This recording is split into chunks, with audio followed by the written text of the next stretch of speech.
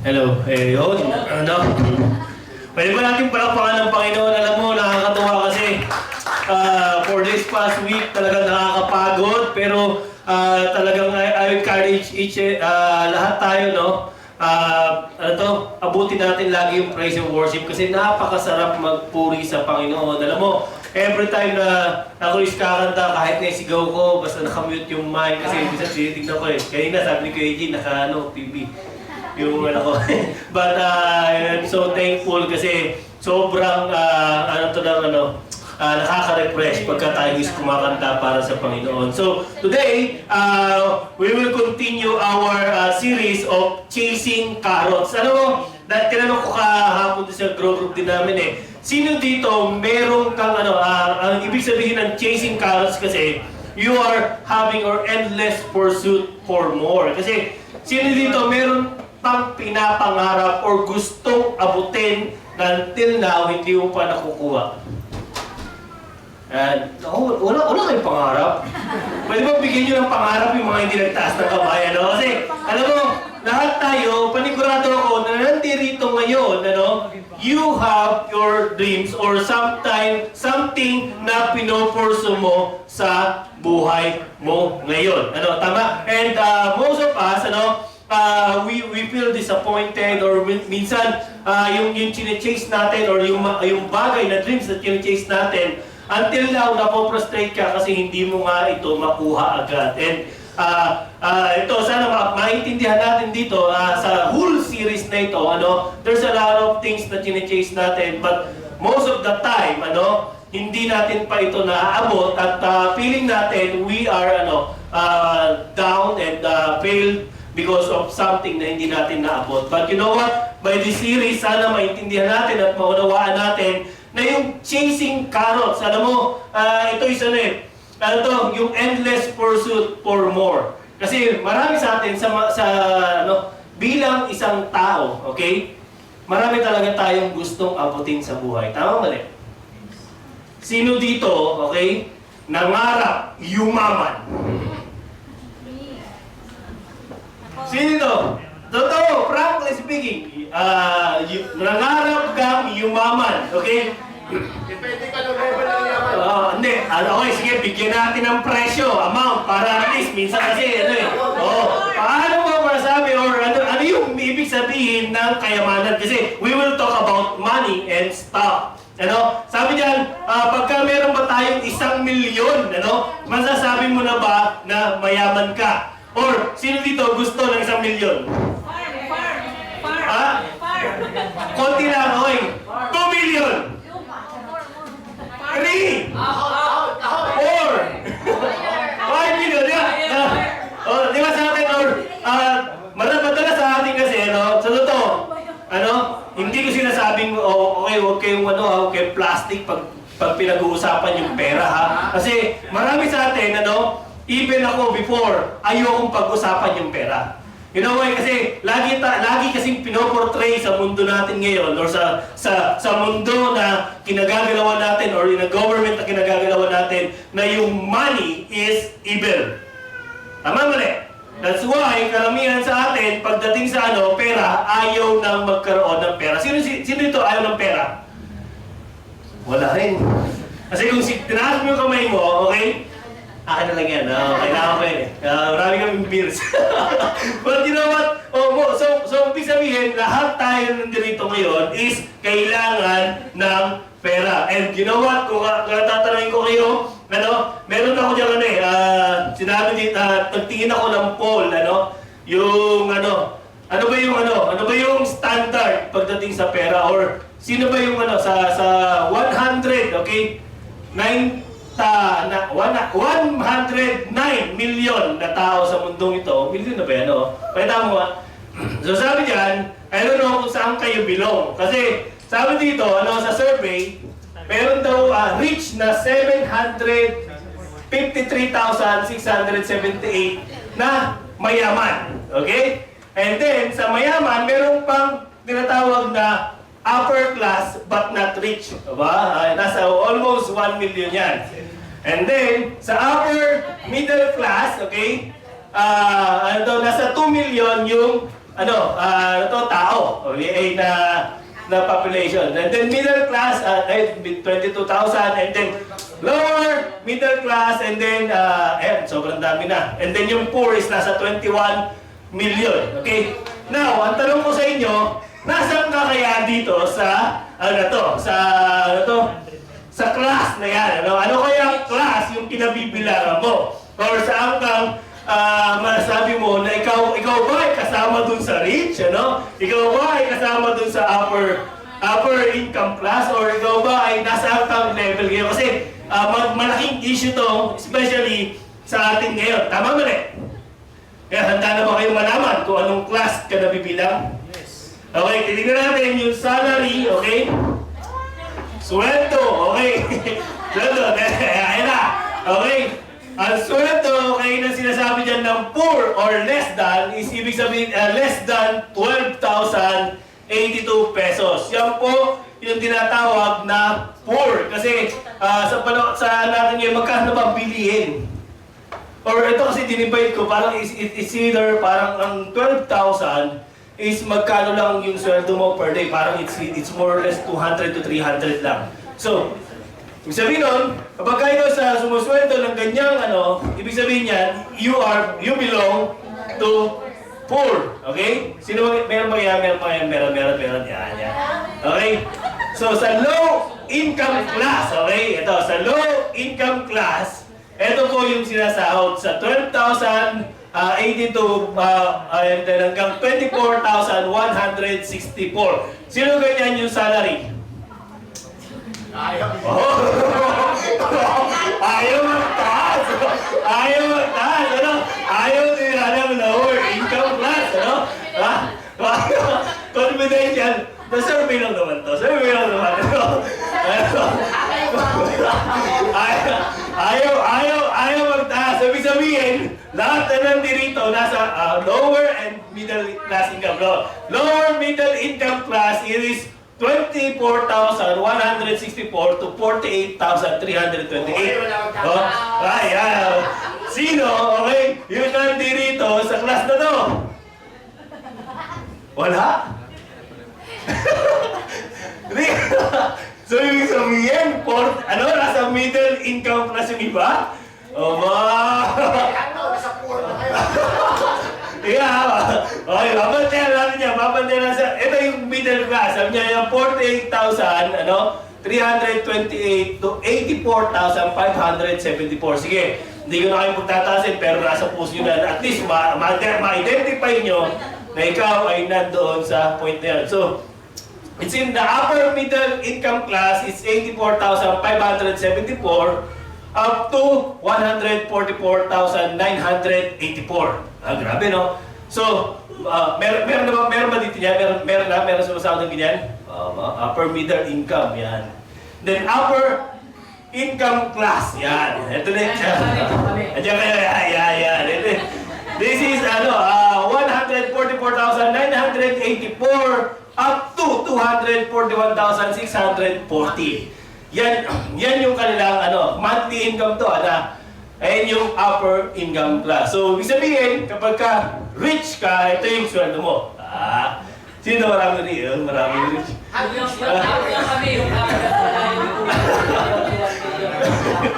241,640. Diba? And then, 6 digits and up yung kanyang income. So, ano ka dyan, or asan ka dyan sa class na yan, or minsan or sometimes ba, hinahanap mo or tinatry natin abutin yung ganyang klase ng income level. Tama ba mali? And you know what, sometimes or in our world or in our sabi nga niya, ano ba talaga yung real definition or magkano, okay? Bibigyan kayo ng black check ngayon. Magkano kaya yung ilalagay mo for you to be satisfied na sinasabi mo na okay na ako dito, kontento na ako dito, and I can live with this amount. Ano ang isa-isa? Isa-isa. Dropbox, Para, alam mo, di ba, para, kasi madalas ito yung iniisip natin. Tama ba rin? Tama, di ba, parang yan yung iniisip natin. And you know what, most of us, ako, ang hirap nating sabihin na, are you rich? Or, right now, are you rich? At dumating ba sa isipin yan, mayaman pa ako? Ano? Or baka mamaya, AJ, tinanong ba tanong, Daddy, mayaman ba tayo? Or, ayaw mamaya, hintayin yung anak ko, sabihin, Daddy, mayaman ba tayo? Parang hirap sagutin, ano? But, you know what, today, we will realize, ano ba yung ibig sabihin ng pagiging mayaman? Or, are we gonna be satisfied kung ikaw ba ngayon ay magkaroon ng 2 million, 3 million, 5, 10, or 100 million today, ano? Or mamaya or bukas magkaroon ka niyan. Ikaw ba is magiging satisfied pagka natanggap mo yung amount na yan? Natanong ba sa sarili niya? And today, sabi nga ay, ano ba yung natin? Di ba? We want, ano ba yung makapagpasaya sa atin? Or sometimes, may nakuha mo na yung amount na yon, or nakuha mo na yung amount na yan, pero minsan hindi pa rin tayo masaya. Okay? That's why, sabi ng Biblia, this is in Luke chapter 12, verse 15, sabi dyan, then he said to them, watch out, okay? Be on guard against all kinds of greeds. Okay? All kinds of greed. Alam mo, sabi nila, talaga nung una ako, ayoko ng pera eh. Totoo kasi, ang thinking ko sa pera, masama. Okay? Pero, yung sinabi sa Biblia, okay? The love of money, okay, is the root of all evil. I want you to realize, okay, na yung pera ay hindi po masama. Okay? Hindi ginawa or kinreate ng Diyos yung pera, okay, to enjoy everything. Or natin na, alam mo, magkaroon tayo ng maganda or satisfied na life. But you know what? Sabi dyan, be on guard. Diba? Of all kinds of greed. Bakit? Sino yung ngayon nagtatrabaho or nagtatrabaho ka ngayon at sinasabi mo nung una, sumasahod ka ng 20. And then, okay, nung ikaw sumasahod na ng 20, ano nangyari? Diba? Teka lang, parang kulang ah.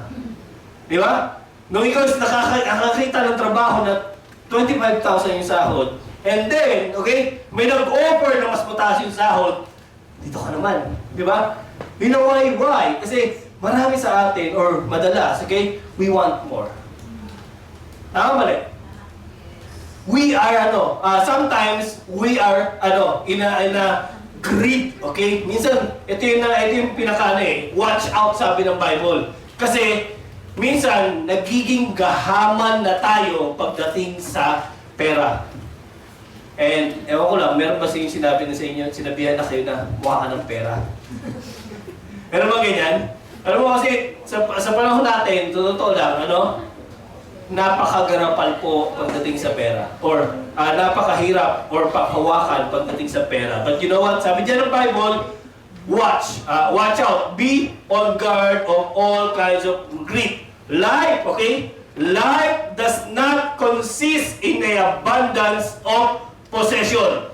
Alam mo, mga kapatid, dito kasi yung problema sa atin ngayon, lalo na sa panahon natin ngayon, we are, napakadali na ng social media. And ang pinaka sa atin dito, laging pinipint sa atin is sana all. Diba? Bakit siya meron? Kaya niya.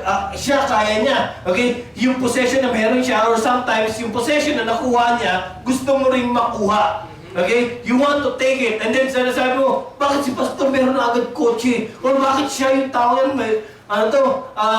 may bahay na or what? You know what? It is not, okay? Life natin is not consist of in an abundance of possession. Alam mo, magkakamali kasi tayo minsan lahat ng gusto mo, kinukuha mo na agad. You know what? Hindi yan yung makakapagpasaya sa'yo. Right now, sabihin ko sa'yo, hindi yan yung makakapagpasaya sa'yo. That's why, alam mo yung mga yumayaman ng yumayaman ng yumayaman?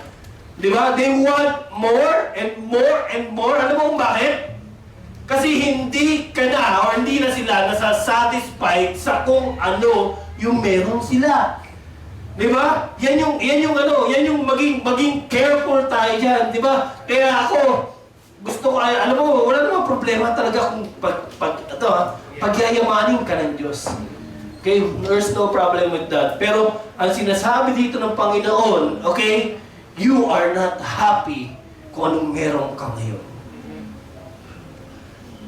Ngayon, ano yung greed or ano yung possession na meron yung iba na gusto mo rin agad makuha? Meron ba? Sabi, usapan namin kahapon no? Di ba yung mga tao na gusto ng more and more and more, ito yung pinaka-question how can you say to that person na tama na? Di ba? Ang hirap. Bakit? Kasi kapag ka nandun ka na sa mindset ng you want more and more and more, alam mo, it will take, okay, everything in your life. Right. Sabihin ko sa inyo, it will cost more, okay? Madalas kasi, ito yan we are working and working and working more and more and more, but you forgot what makes you happy. Pag uwi mo sa bahay, di ba? Trabaho ka ng trabaho ng trabaho, pagdating mo sa bahay, anong nangyari? How's your relationship with your husband or your wife? How's your relationship with your children? Di ba? Ano yung relationship mo sa ibang tao?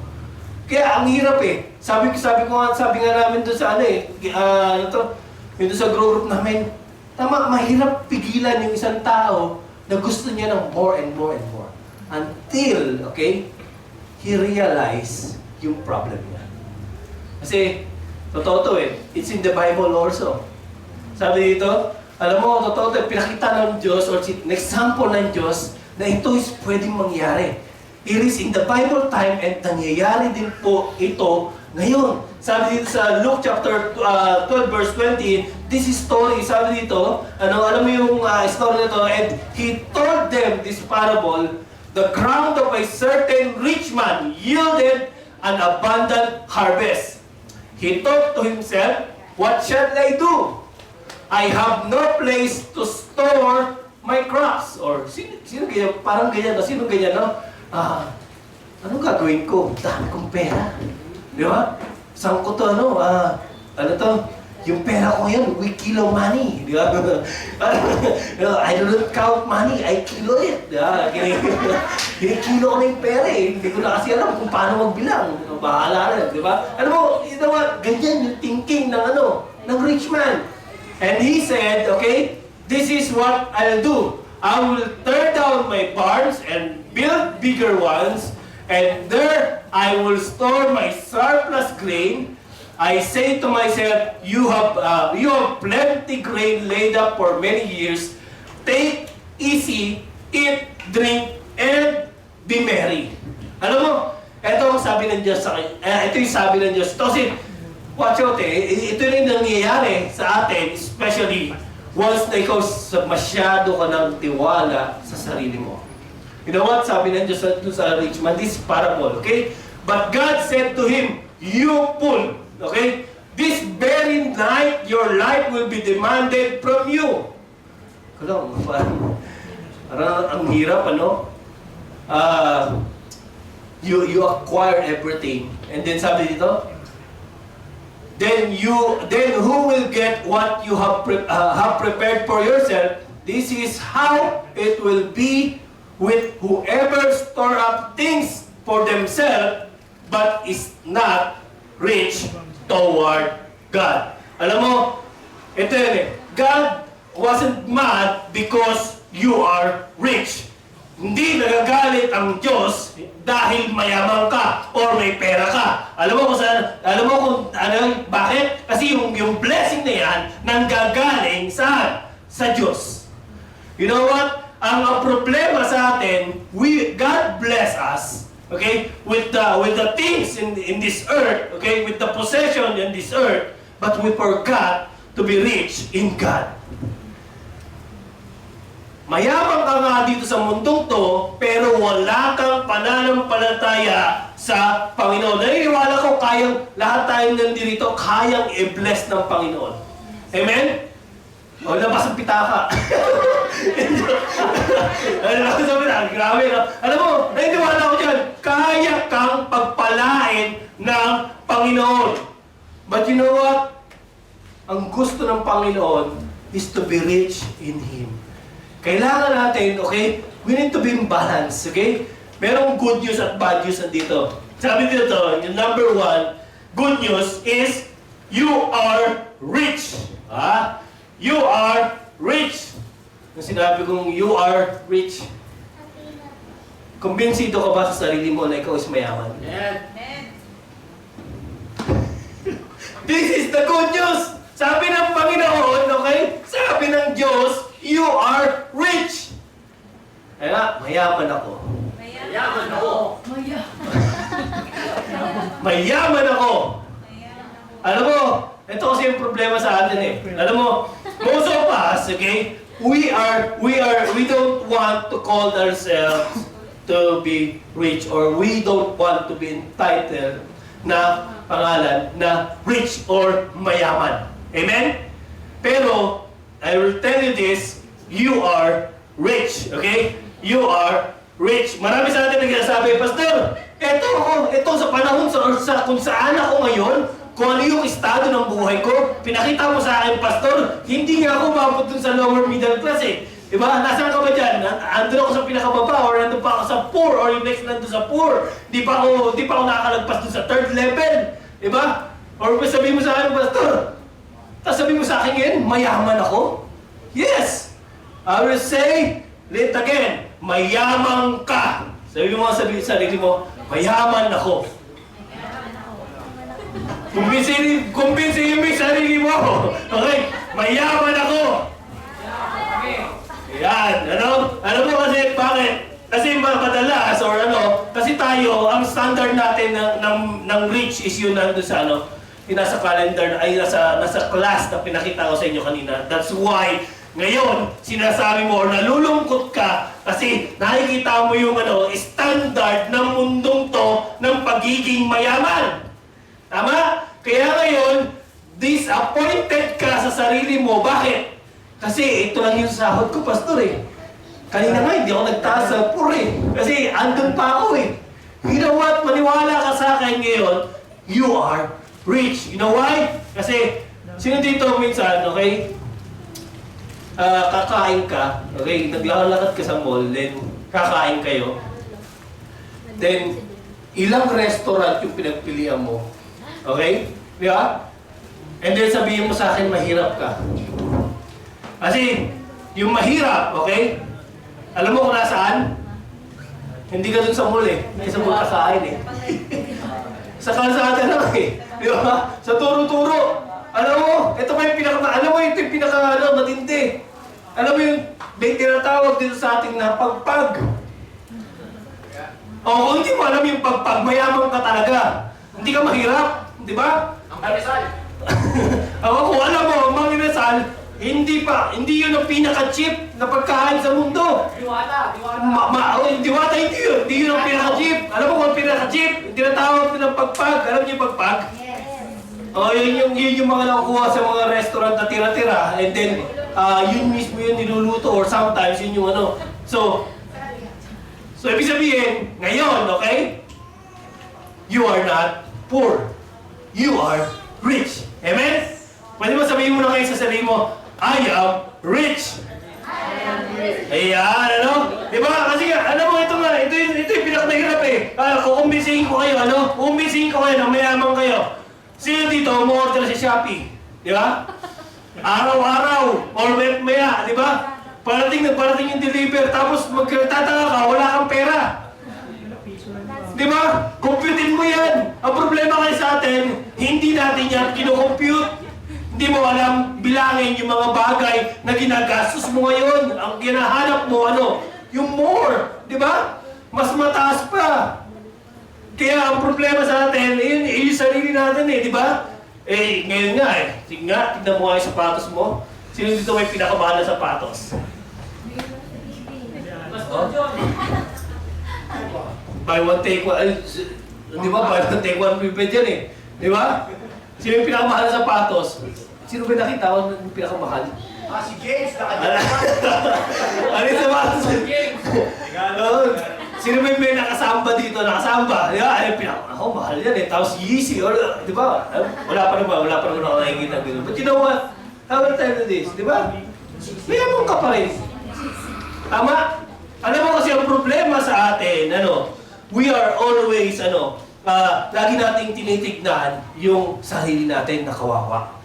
Alam mo, I will tell you this. Ask yourself, kung hindi ka pa rin ngayon komportable na sinasabi mo mayaman ka, okay? Ask yourself, go to the depressed area, okay? Go to a mission trip, okay? Pumunta ka dun sa lugar, okay? Na walang-wala talaga. You know what? Kasi marami sa atin, we are always full of greed. Kasi gusto natin yung ibang bagay. Even though minsan nga, ina-acquire mo yung bagay na hindi mo naman talaga gusto, pero para pakita mo sa ibang tao na meron kang na kaya mong bumili ng sapatos or ng gadget, di ba? Gagawin mo yan eh. Bakit? Kasi meron tayo pagiging greed. You know what? Mga kapatid, sabi niya sa verse na, moreover, when God gives someone wealth and possession and ability to enjoy them and to accept their lot and be happy in their toil, this is a gift of God. Alam mo, eto yun, yung picture ba yung sunod, pati nga ako, ay, wala, hindi pala doon sa next point nilagay. But you know what? Ito yan. Minsan kasi, we always think or iniisip natin kasi, Pastor, mahirap lang ako. You know what? Ito po yan. Tignan mo yung asawa mo. Alam mo, tignan mo. Yung asawa mo. Yeah? Diyan pa lang mayaman ka na. Yan? Alam mo, ito kasi yun eh. We are always thinking, alam mo, tignan mo pa lang yung family mo. Di ba? Mayaman ka na eh.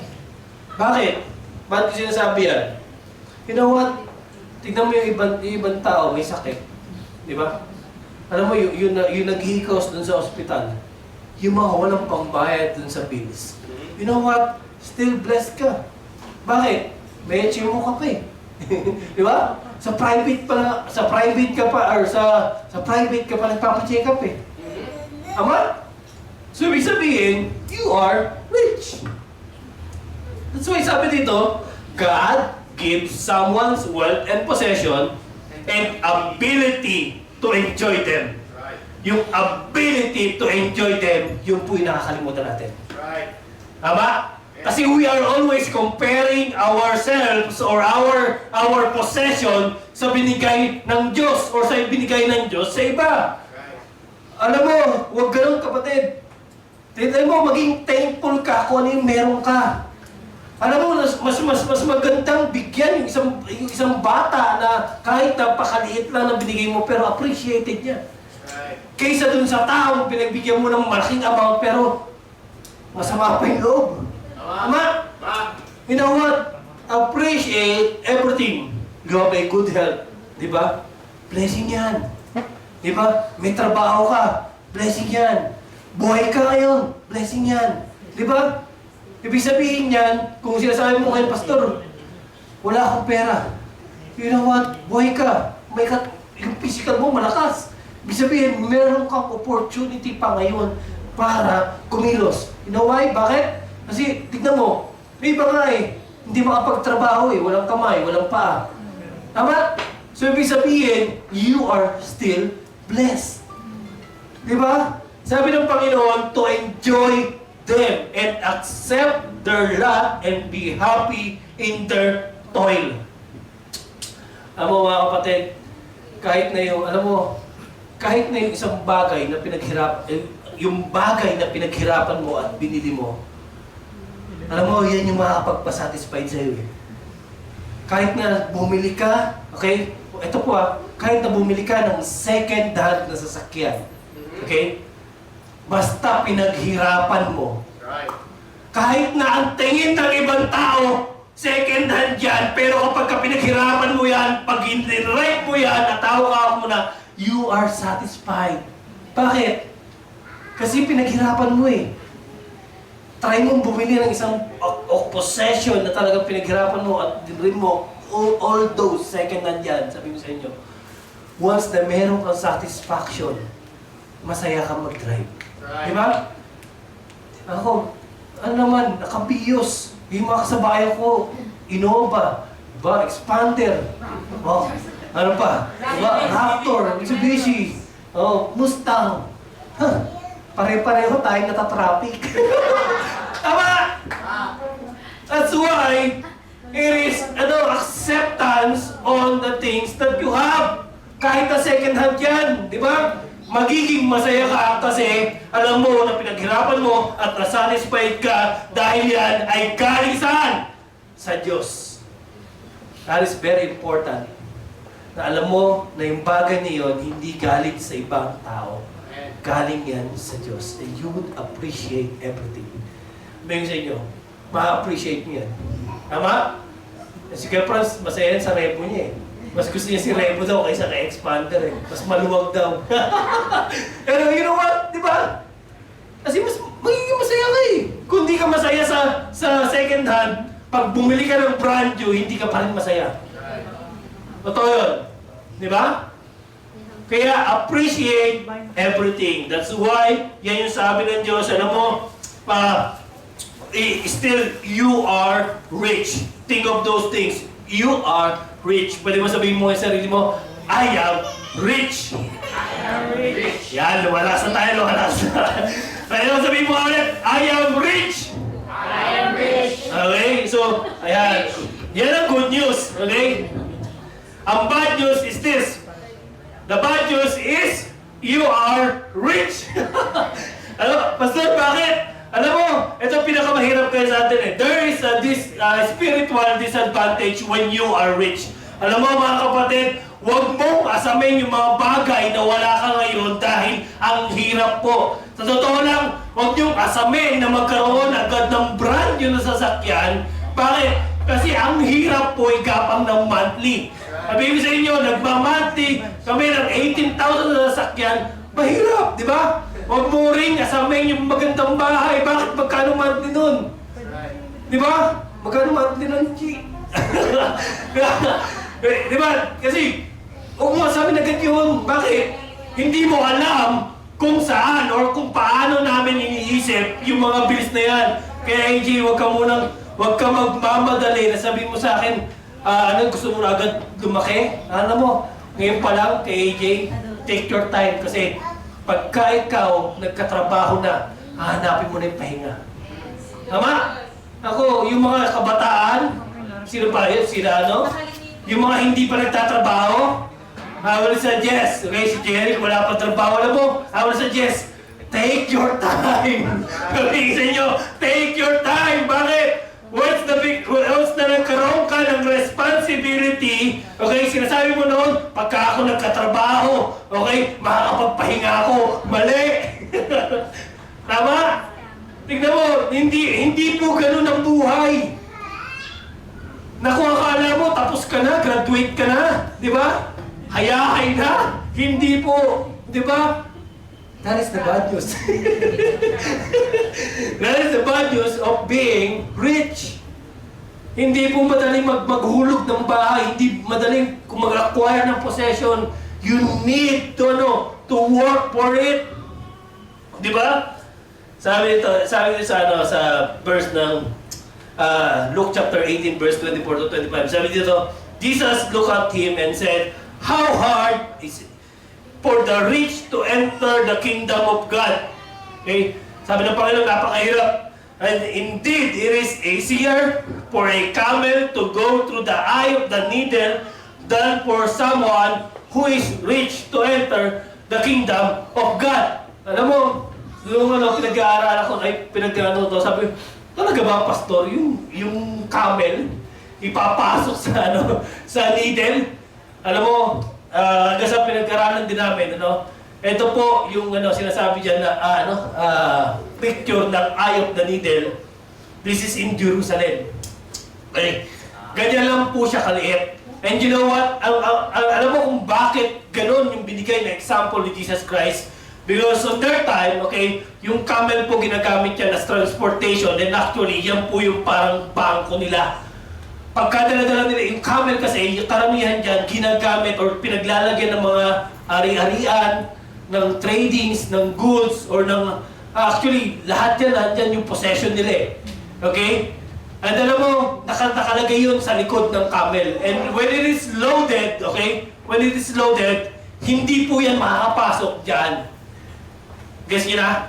Kaya ang sabi ng Panginoon, sabi ni Jesus Christ, it is easy for a camel to go through. Bakit? Kasi kailangan niyang i-unload yung yung mga bagay na meron yung camel. At saka yan ipapasok, paluluhodin at ipapasok. So ganun kadali, sabi ng Panginoon, makapasok yung camel dun sa butas na yan. Alam mo kung ano yung mahirap? Yung mag-unload dun sa camel. You know what? Kasi madalas sa atin, ang hirap bitawan ng possession na meron ka. Yung bagay na pinaghirapan mo dito sa mundong to, it will be taken from you. It is hard. Ang hirap po, or for example, yung bahay na pinagpundaran mo ng ilang taon, nasunog. It is hard to give up. Tama? Ang hirap i-give up ng pera. Ngayon nga lang di ba? Magkano laman ang wallet mo, baka hirap ka pang ibigay sa akin yan eh. Diba? Ay, baka iba sa inyo, walang wallet. Plastic ko lang. Plastic bag lang. Diba? Totoo, kasi napakahirap po niyan. Lalo na, okay, especially, okay, when we are using it for God's glory. Ayun yung sinasabi ng Panginoon eh. Alam mo, ang hirap umenter sa kingdom of God or especially in the ministry of God dahil ito ay merong pera. Totoo to. Because, you know what? When you want to serve, akala mo, magkano sweldo dyan? Tama? Alam mo, ito yung tanong ng karamihan eh. Magkano sweldo nyo dyan? Di ba? Magkano yung sweldo nyo dyan sa pagpapagames or pagpapalaro? Magkano yung sweldo nyo dyan sa pagkanta, sa pagtugtog? Di ba? Yan ang mundo eh. Kaya ang hirap, bakit? Instead na tumugtog ka or instead na magpagamit ka sa Panginoon, di ba? Pwede ka namang umaccept ng ibang gawain. Tama? Bakit kayo nandirito? Di ba? Sarap-sarap matulog sa bahay. Di ba? Ang sarap maghanap ng, kumita ng pera. Di ba? Bakit ka nandito? Di ba? That's why, sabi ng Panginoon, it is not easy to enter the kingdom of God, especially when you are taking, yung mga possessions na meron ka. Alam mo, mga kapatid, ito yung pinaka mahirap sa atin. Once na ikaw is pinag-pray mo, especially yung trabaho, you will get busier. Tama? And kapag kayo is nagkaroon ng trabaho, you will demand more. More salary, di ba? Increase, di ba? Sino dito yearly yan yung inaabangan, di ba? Alam mo, you will demand more and you want more. Tama ba rin? That's why, sabi ng Panginoon, that is a distraction. Okay? Kaya, alam mo, para palang, gusto ang hirap pala. Ang hirap pala, pero you know what? That is the ministry of God. Di ba? Problema kasi sa atin ngayon, sa mundo natin, ano meron? We are developing a jealous nation. Totoo to. Alam mo, we are developing a jealous nation. We always compare ourselves to other people. We want, pagka may lalabas na bagong cellphone, di ba? Mas gusto natin yan. Or may nilabas na bagong sapatos, di ba? Gusto natin yan. Especially pagka Kobe, Luka, lahat gusto mo. Yung Kyrie ngayon, gusto ko rin yun. Yung Kyrie ngayon na bago. Ay, naku, sobrang, alam mo, di ba? Wallet, jacket, sunglasses, cars, di ba? Marami tayo, or marami tayong inaabot, or gusto nating maabot yung bagay na yan. Ang problema ito, you want it right now. Tama, mali? You want it right now. That's why, kapag ka merong opportunity to swipe, you will swipe. Hindi naintindihan ng iba. Pag may opportunity kang gamitin yung credit card, kahit na alam mo na malaki yung hulog or malaki yung interest, ako kasi bago ko mag-credit card kami ni Eunice, tinitignan ko muna magkano yung interest, magkano yung magiging monthly, and magkano yung and kahit na minsan gapangin mo or magtuyo ka or magdildil ka ng asin or para makuha mo lang yung bagay na yun, you know what gagawin mo? Bakit? Kasi this is a jealous nation yan. Sobra. Lalo na sa internet. Ang dami na po niyan. Di ba? Mas gusto na ng tao ng yan. Kaya, alam mo, kahit na second hand yung cellphone na binili mo, at least fully paid. Di ba? Kahit, ano ba yung iPhone ngayon? 15, di ba? Alam mo, kahit na bumili ka ng iPhone 12, at least fully paid. iPhone Pro. Di ba? Kasi kung wala kang ipon, huwag ka mag-iPhone. Although, I'm not saying na mali yung credit card, okay? Kasi magamit din naman tayo ng credit card eh. What I'm trying to say is this. Minsan kasi, or madalas, hindi na natin iniisip o kinakalkula yung bagay na kukunin natin. Basta, alam mo, I want it right now. Tama? That's why, alam mo, always check your lifestyle. Kasi marami sa atin ngayon, okay? Yan yung nandaan natin. Gusto natin i-check lagi yung lifestyle. Sabi dyan, be on guard, Kasi, alam mo, be on guard. Yan po yung sabi ng Panginoon sa atin, check mo yung lifestyle mo. Ano ba yung mga bagay na hindi mo naman talaga kailangan? At yun yung kailangan mo, okay? Ayun yung priority mo. Tama? Kasi hindi mo naman hindi ka pwedeng bumili ng isang bagay para lang to impress or para sabihin mo sa iba na meron ako nito. Okay? That is scam. Scam po yun. Okay? Ni-scam mo yung sarili mo. You believe that more will make you happy. Sabi yan, greater responsibilities, okay? It is greater expectation. Okay? Greater opportunities, okay? Kailangan niya ng greater, outcome or result. Okay? That's why, alam mo, when you want more, think about it. Pagka gusto mo yung isang bagay, pag-isipan mo muna. Di ba? Upo ka. Pag-isipan mo mabuti. Di ba? Mas okay nang ma-delay, okay? Yung bagay na inaasam mo, kaysa makuha mo agad yan, pero hindi ka naman masaya. Okay? I will tell you this. Sabi nila, pag merong kang pera or possession, it will, malalayo ka saan? Sa kasalanan o sa kalokohan. Hindi po totoo. You know what? Pagka mas marami kang possession, if you have more money, more chicks to come. Diba? If you have more money, alam mo, hindi po yan makakapaglayo sa'yo sa droga. Diba? Wala naman sigurong adik dito, ha? Hindi yan, okay? Hindi. The more money, okay? Ito pa. The more money will save your marriage. Hindi po totoo yun. Di ba? Maraming mayayaman, kinasal ng magkano yung ginastos 1 milyon or mababa lang pala 1 milyon, no? 200 million or 100 million, pero ano nangyari sa marriage? Di ba? Which means,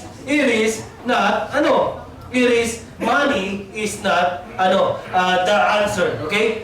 Sabi dyan, we don't need more of what's temporary. We need more of eternal. Hindi natin kailangan ng mga temporary bagay. You know what? Hindi mo kailangan ng mga temporary ngayon.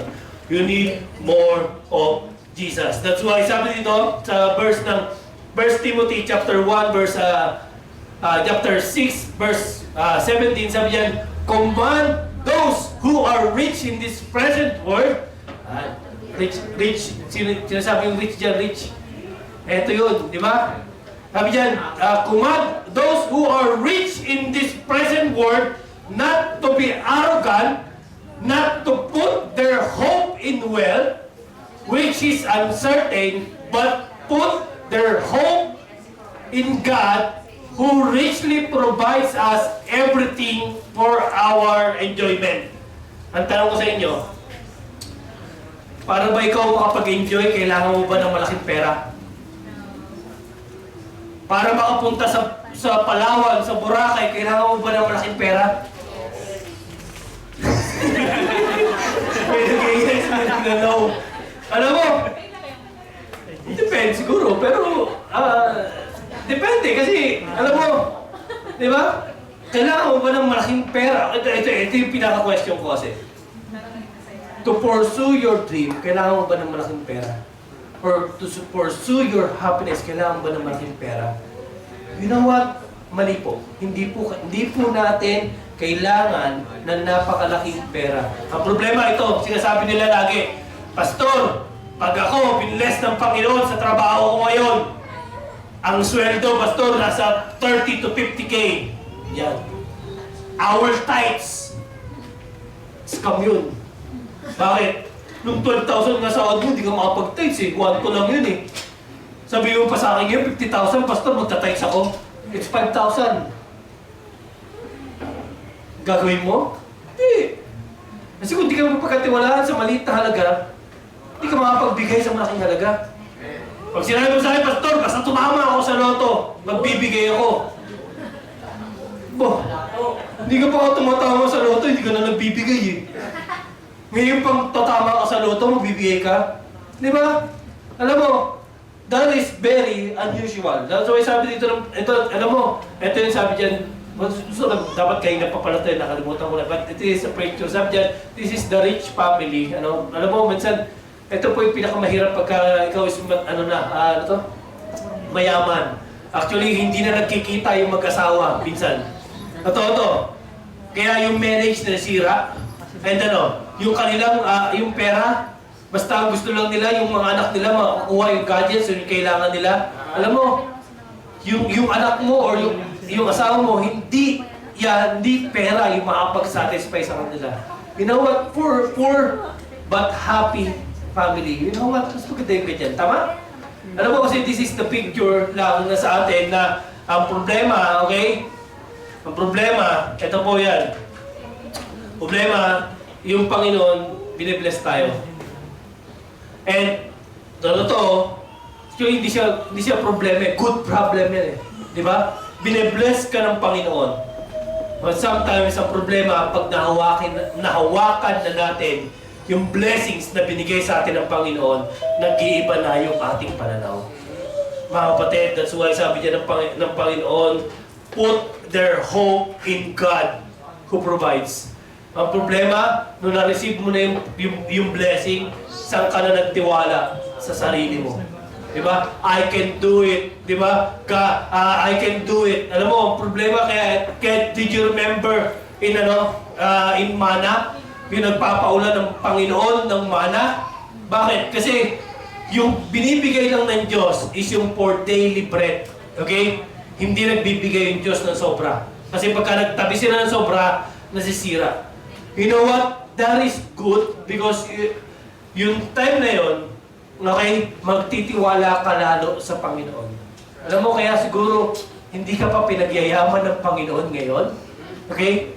God wants you or to test you that you need to put your hope in God. Mga kapatid, alam mo, don't feel guilty. Pagka pinagpala ka ng Panginoon, but instead, be responsible. Be responsible sa binibigay sa iyong blessing ng Panginoon. And sabi pa dito, command them, okay, in verse 18 to 19, sabi dyan, command them to do good, tama ba? To do good, to be rich in good deeds, okay? Pagka ikaw binigyan ng Panginoon, kay command them to be rich in good deeds, okay? And to be generous and willing to share. Alam mo, ang problema pagka pinagpapala tayo ng Panginoon, ikaw lang yung nakikinabang. Tama? Alam mo, ito yung sabi ng Panginoon, pagka ikaw pinagpala ng Diyos, we need to be good, share, okay? Be generous and willing to share. In this way, they will lay up treasures for themselves as a firm foundation for the coming age, so that they may take hold of the life that is truly life. Alam mo, ito kasi ang problema sa atin eh. Inaagaw natin yung blessing ng Panginoon. Okay, sinasarili lang natin, and you don't want to be a blessing sa ibang tao. Gusto mo, ikaw lang yung pinagpapala ng Panginoon. Alam mo, kaya ka pinagpala ng Panginoon is to share it to other people. Problema, para sa atin, ayaw natin yan. Gusto natin, Lord, pinagpala mo ako, okay, I will raise my standard of living. Yan ang problema sa atin eh. Pag pinagpala tayo, I will raise the standard of my living. Instead, I will raise the standard of my living. You know what? Kaya ka pinagpapala ng Panginoon eh. Amen? Kaya ka pinagpapala ng Panginoon para maging blessing sa ibang tao. To do good. Alam mo, kasi naniniwala ako, in this time, in our generation, may mga taong hindi naniniwala sa Diyos. Kaya, alam mo, be careful dito. Be careful. Lagi ko itong sinasabi sa sarili ko, kasi, alam mo, pagka pinagpala ka ng Diyos, minsan nagiging madamot ka na eh. Kasi, you deserve it. Diba? Nagiging entitled tayo. Pinaghirapan ko to. And sometimes, hindi mo na ina-acknowledge yung Diyos. You know what? Ayan ang sabi ng Biblia, oh. Command them. Utusan mo. Bakit? Kasi ito yung tama eh. Di ba? So that other person would know that there is a God. Amen? Pwede ba tayo, basahin natin ito sabay-sabay. Sabi dito, God has blessed me with more than I need. I'm rich. Ready? Begin. God has blessed me with more than I need. I am rich. Ibig sabihin, alam mo, pagka na-provide ng Panginoon yung pangailangan mo, more than that, totoo, sino ba? Ako. Kumain ka ng sanggip, more than, ano rin eh, sobra-sobra na yun eh. Tama? But sabi ito, but I will not trust in my riches, but in Him who richly provides. Because I have more, I will give more, and do more. Alam mo, ito po yan eh. Kaya ka pinagpapala ng Diyos, or kaya pine-extend yung territory mo, is what? To extend the love of God. Right. To share it to other people. Right. Para maramdaman nila na may Diyos. Diba? You know what? Ang problema, pagka hindi mo share yan, na-contain mo lang yan, alam mo, hindi maganda yung sinasabi ng Panginoon dyan. Diba? Command them to do good.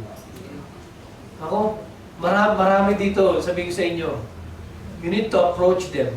Huwag ka mag-focus sa sarili. Alam mo, ang problema ka sa atin, hinihintay natin na yung ibang tao yung magbigay sa atin eh. You know what? Starting right now, starting today, try to give, try to share. Alam mo, yung little things, napaka-appreciated din ng ibang tao. Diba? Dalawin mo lang sila, tapikin mo lang sila, alam mo, sobra na yung feel nila na love. Amen? So, alam mo, share it to other people. Share to a person right now na nasa isip mo. And you know what? Ito naman sabi sa inyo, you will not chase more of money. Sabi doon, I will end with this verse. Sabi doon sa Ecclesiastes 5, verse 10, sabi, whoever loves money has never enough. Whoever loves wealth is never satisfied with their income. Alam mo, yung pagmamahal sa pera, yan po yung nag-i-start yung evil. Yung pag-acquire mo sa mga bagay na hindi mo naman talaga kailangan, it is the start of greed. And yung mga bagay na in-acquire mo at hindi mo shinare sa ibang tao, you know what? That is hoarding. And God doesn't want that hoarding. It is meant to be shared. Amen? Can we pray?